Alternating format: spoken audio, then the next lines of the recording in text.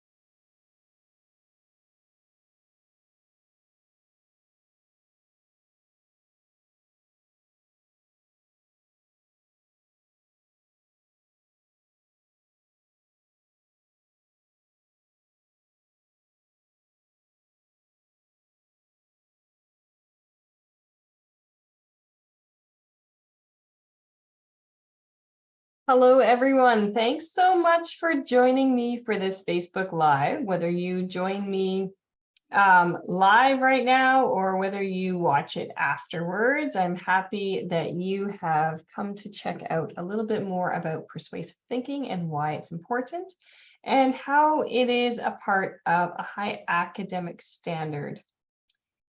Today is the Facebook Live, so every Friday at 1 o'clock, come back here and join me, and I would love to share more things with you about what I am learning and how I can support your student.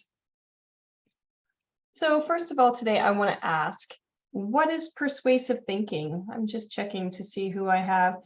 You're welcome to comment in the comments, and I would love to have you join in and answer my questions or discuss or ask questions. First of all, today, what is persuasive thinking? If we Google and we ask what persuasive thinking is, it is a way of thinking in which we can convince other people to think the same way we do. So it's very important that when we're thinking and when we're having discussions, that we are able to prove what we have to say. The Bible says that we're supposed to be prepared to give an answer for the hope that we have, that we're supposed to know why we believe what we believe, why it's made an impact in our lives, and how that can make an impact in other people's lives. So that's really something that we want to talk more about and make sure that students are able to do, because persuasive thinking is very, very important. So my big question to you is, can your student define what they believe, and can they prove why it is true or why it matters? So one of the big questions here is, who cares? What difference does it make? This is a question I am asking students again and again and again. This is a huge part of persuasive writing. In fact, I think that they sometimes get a little bit irritated with me when I ask this question, because it comes off kind of rude. When someone asks us, who cares? What difference does it make? Sometimes we take that personally, but really we should be asking that about everything. We should be asking, what difference will this make to someone else's life? What difference does it make in the real world? So we have to be able to prove our point, and one of the best ways we can do that is asking, who cares? What difference does it make? But right now, I want to answer for you. Who cares? What difference does critical thinking make? Critical thinking makes all of the difference. It makes a difference in keeping your worldview. It makes a difference in being able to argue for your worldview. It's very important that we can have discussions with other people who disagree with us, that we can discuss with them respectfully and hear their voice and understand their heart, and be able to ask them questions to lead and guide them on a different path without coming across as though we are pushing them or making it difficult for them to accept. So if you back someone in a corner, they're going to just fight. They're not going to be able to open their mind to what you have to say. So we want to be able to ask questions and guide a conversation. And those are all pieces of critical thinking. What difference does it make? persuasive thinking and worldview really go together. So right now I want to invite you to click the link, and you will see a link in the description on the Facebook.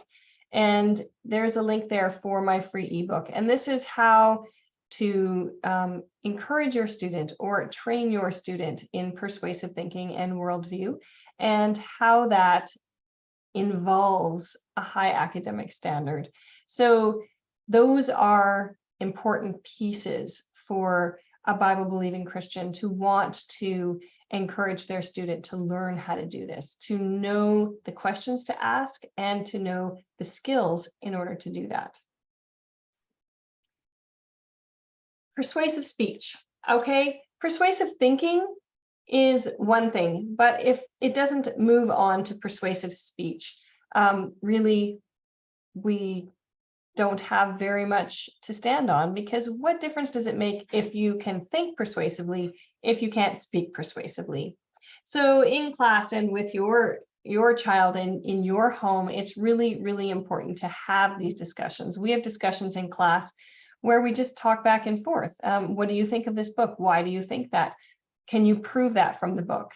So actually, it's really important for students to be able to look at a book or social media or a movie and ask the questions that will help them to see where the worldview is contravened in those things and where it's supported. So what things are good? Can you prove that? And why are they good? How good are they?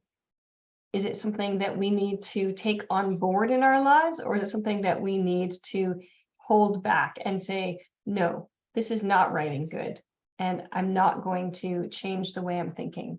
So we discuss in class and we talk about how we can prove a point. We discuss back and forth. Sometimes people disagree. They might disagree about the value of a character, or how much they've grown, or why they're special. And so we can ask questions like, well, what makes you think that? Can you tell me what you mean by this word? Those are ways that we can have a discussion and talk in a Socratic method sort of way, so that we are building persuasive speech and communication skills. And talking with people who might disagree is something that we do all of the time in our lives. And if you go out your door and you talk to anyone out there outside your bubble, even maybe inside your bubble, you're going to speak to people who might disagree with you on something. And it's very important that as our society moves into a place where it is offensive to be disagreed with, that we are able to have people disagree with us and not take offense, and to be able to say, well, I could see that you might think that. I could see even maybe why you might think that, but have you ever thought about this? In a way that you can have a respectful conversation. Speeches are really important too, because in speeches we learn logical persuasion. We learn to set up a plan to best persuade people. And speeches are something that we do in class, we do for literature, and we do in the high school class this year. Actually, we're going to be doing it for human rights and human rights infractions in the world. And so these speeches are ways that we can become comfortable discussing and talking, ways that we can become comfortable and less self-conscious about ourselves and ourselves in front of other people. And in real life, persuasive speech is so important. So I was talking to a parent this week, and they asked me about essay writing. And well, when in your life do you really need to write an essay? How important is this to real life? And I was able to explain to her that, no, we probably don't write essays in real life, but we write persuasive emails. We write persuasive cover letters. We need to be able to persuade with our writing and have the skills set up to do that. And we also need persuasive speech in real life. When your young person someday is in a job interview. They need to be persuasive. They need to be confident. They need to be able to make eye contact. They need to be able to think on their feet. And they need to be able to show that they can think logically. And those are really important skills. Also in real life, imagine, the last time you were trying to argue for a raise, or maybe you think that you deserve to have a career advancement. These are all situations that it's really important for us to be able to be persuasive in our speech, even outside our worldview. So just in dealing with real life, persuasive speech is really, really important. And it's not something that is just for academic circles. So in persuasive writing, first of all, everyone thinks writing is so, so hard. And it is, but it's not. And it's something that everyone can learn how to do. And it's something that we learn for academics, for high school, for post-secondary education, whether you're going into language arts or whether you're going into the humanities or science or math, you always need to know how to write well. And so just basically in academics, it's really important that students learn how to be persuasive.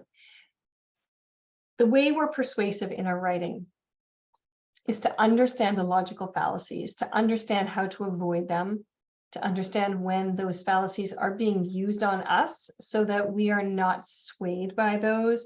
In the workplace, often people will use these fallacies, and it's important for us to be able to say, hold on, that doesn't follow. That's not logical, what you just said. So it's important for us. It's important in academics to recognize those fallacies and to not use them. It's super important even outside academics in real life to be able to write persuasively. Every single piece of writing that you read in the world, and our world is full of text print. So imagine every website you read, every book you read, every manual you read, all of those things are written by people and they're written for a purpose. And if you cannot write for that purpose, then you're going to be hamstrung. You're going to be held back from your possibilities.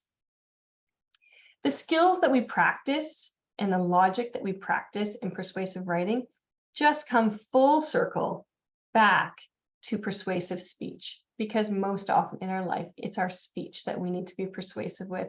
And it's super important to be able to be in a group environment so that we can practice those skills. And if those are things that you do around your dinner table, I want to applaud you, because it is a difficult thing in a home environment sometimes to have difficult conversations. And sometimes things get a little more heated when it is people that we love and care about, because we have more emotional involvement. So it's very good to be able to ask the questions, teach students to ask those questions. So if you're looking for a high academic standard, because it is very important, the higher academic standard teaches a level of critical thinking and persuasive logic that you don't get at a lower level of writing expectations. And if that's something you're looking for, if you're looking to have your student in a class environment where other students are learning and growing and wanting to develop and reach their own personal goals, then I have something for you. And I would like to invite you to join me, because success is at your fingertips. So you can head on over to discerntolearn.com and you can learn more about that. If you'd like more information about the classes that I offer, you can also search Discern to Learn on YouTube, and you will see there I have videos for each of my classes so you can learn more about them, and an overview of how my courses work in the term. So I would love to answer your questions, but I know that many of you like to learn a little bit more before you talk to me, and that's okay. I completely understand that. If you want the fast track and you just want to get your answers, I encourage you to just book a call with me, because I'd love to talk with you. And if you are ready to make a plan for your student, maybe it includes the courses that I offer, or maybe it doesn't. I'm more than happy to discuss with you some options for your student and how they can move ahead with your particular goals in mind. So I want to invite you to click the link to book a call with me, And I would love to talk more with you about that.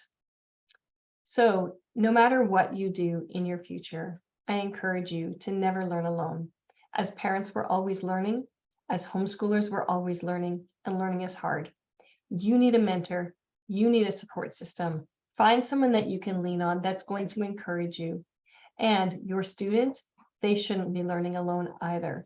So if they are looking for a mentor, they're looking for a place where they can plug in, they can find peers that are like them, then definitely Discern to Learn is the place for you.